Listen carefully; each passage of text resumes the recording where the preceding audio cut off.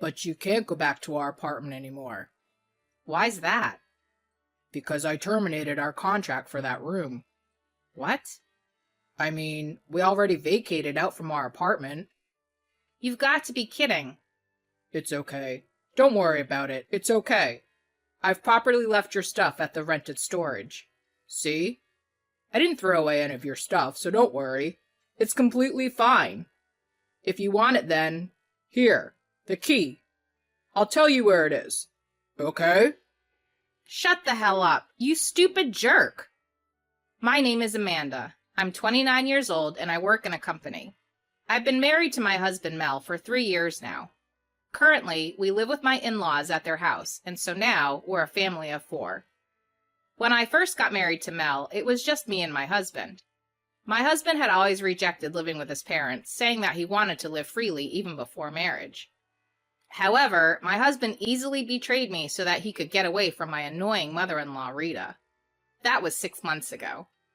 My father-in-law, Jasper, who was a hard worker, was ordered to go on a long business trip for 2 months and temporarily left Rita.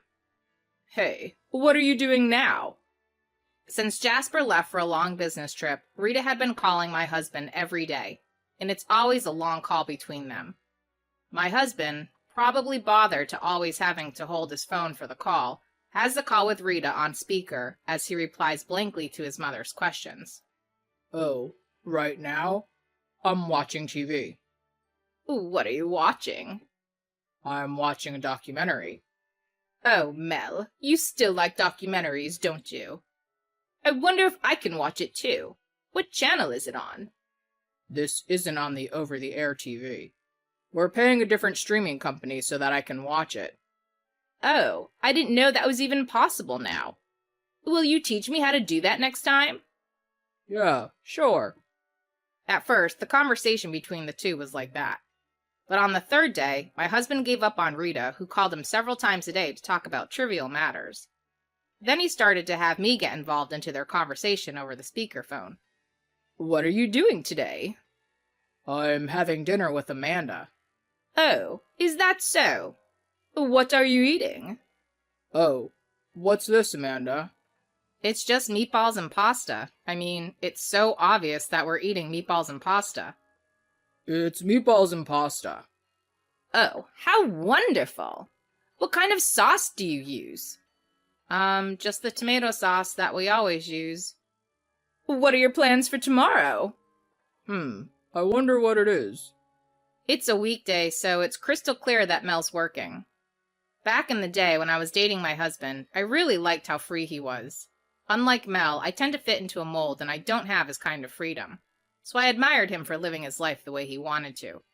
Now that I'm married, however, I am increasingly frustrated with my husband who does not want to do anything complicated. The same goes for Rita. I guess she gets even more lazy when she gets annoyed at something. Not long after my husband started to involve me in all their conversations like this, Rita began to cry. Oh, I miss Jasper. But even you don't want to talk to me, Mel. Oh, that's not true, right, Amanda? Please don't drag me into this. I remained silent as I thought that in my mind. On the phone, Rita continues to sob and cry. Then my husband began to say something outrageous. Mom, if you're so lonely, why don't you come live with us? What? Rita's voice sounded pretty happy. I silently poked my husband's arm. What a great idea! Yes, let's do that. When can you start coming over here? I'll try to get over there as soon as possible. All right then. I'm looking forward to it. Mel, you're a sweetie after all. Needless to say, we had an argument after Mel hung up the phone. Why are you making this decision all on your own? You're the one who said you don't want to live together with your parents before we got married. Because Mom was crying, you know? She's all alone, so I felt bad, you know? That's why you want to live with them? Jasper will be back in 2 months.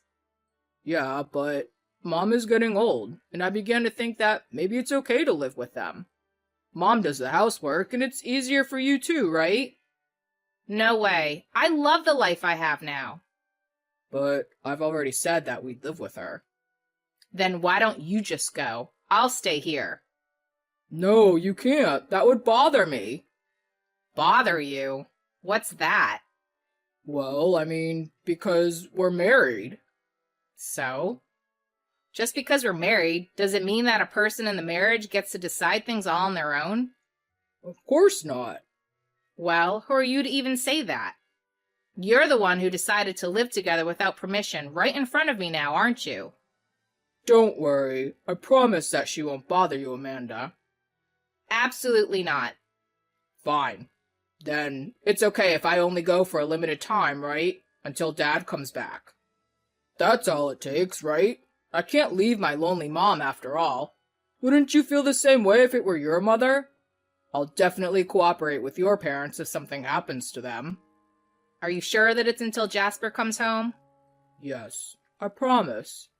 You better be there between me and Rita if anything happens. You better help me out, okay? Yes, don't worry about that. When Mel mentioned about my parents, I reluctantly agreed to his idea and lived with Rita for this limited period of time. However, I realized that it was not something I should have done, because the promise that we made has not been kept at all. 6 months have already passed since we moved into my in-laws' place, and Jasper has already came back from his business trip, and I was getting super angry at the situation. The person who is most upset is myself. I was too stupid to believe my husband's stupid words at that time. I fell into his trap when he said, "I'll help your family out too, Amanda." But when I actually sat and thought about it, I realized that, unlike Rita, my parents would never make a bunch of phone calls without considering for the other person. And the other two sources that are really infuriating me are Rita and my husband. Those two.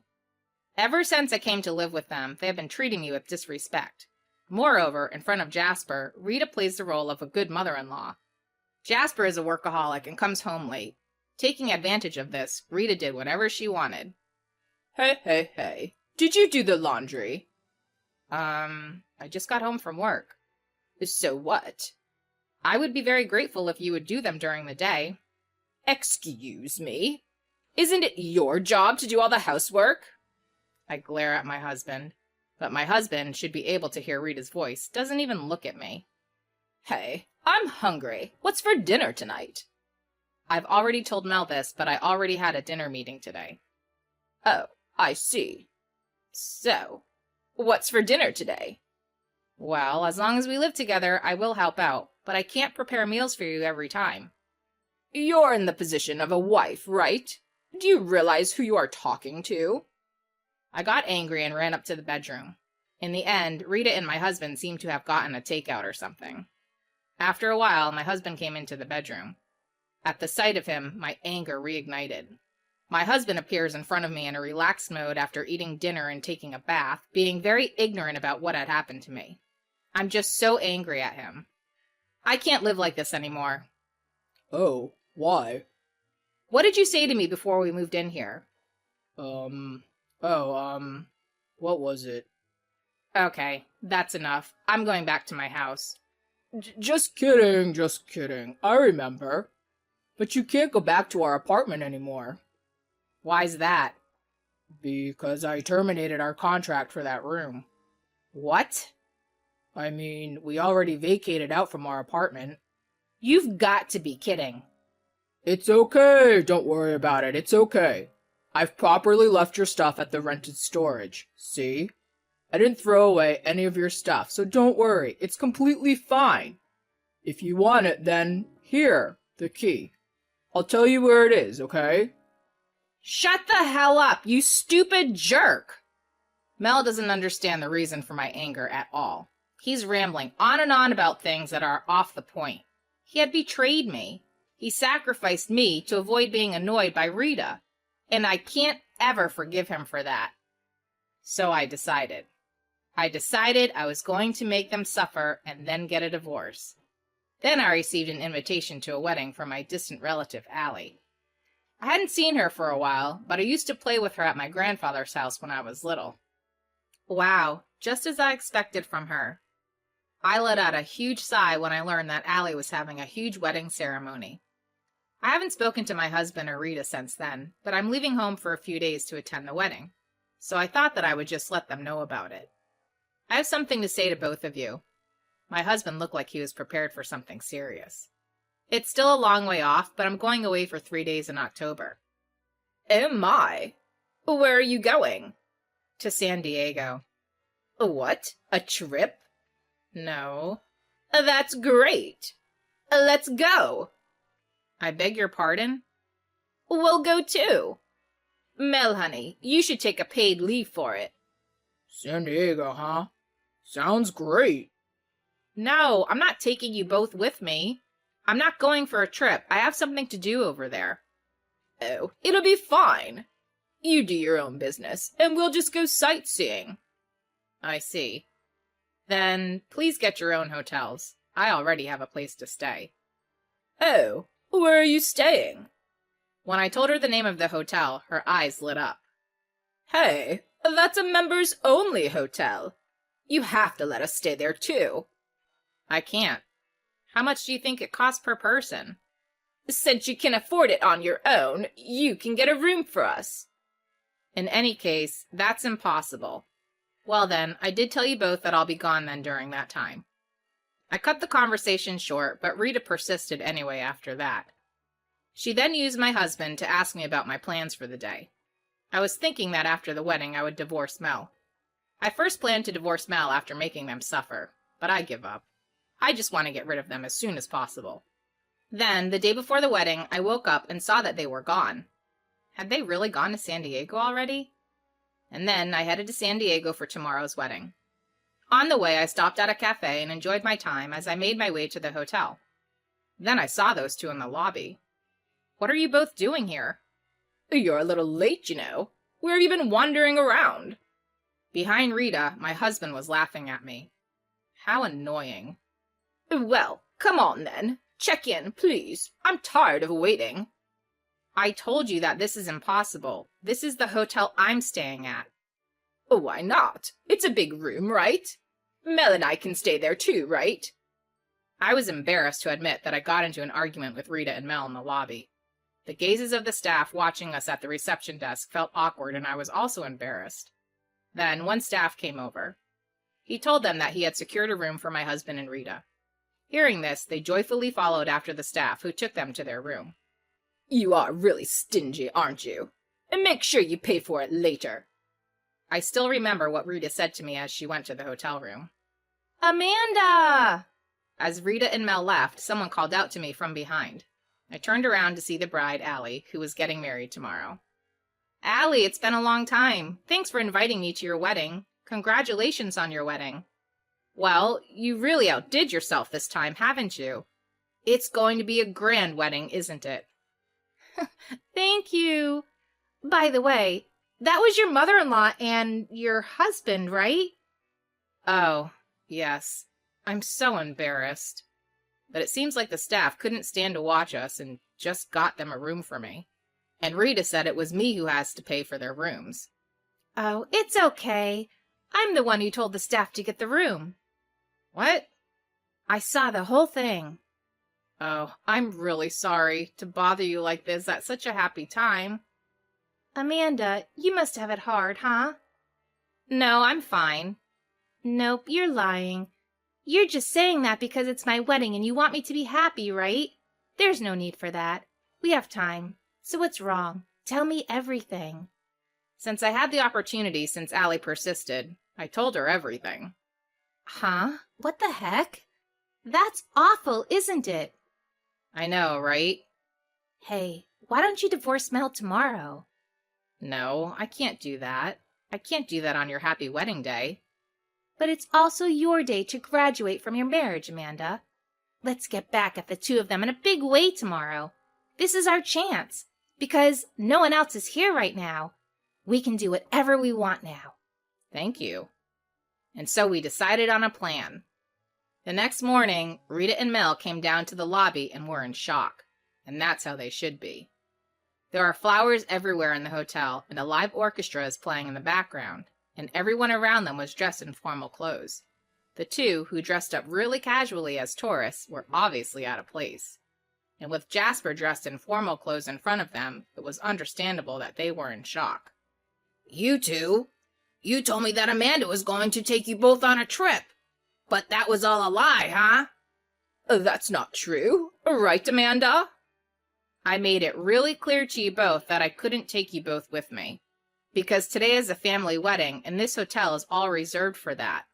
There's no way I'm going to tell them to let people who are unrelated to stay here. Excuse me? Hey, stop lying, Amanda.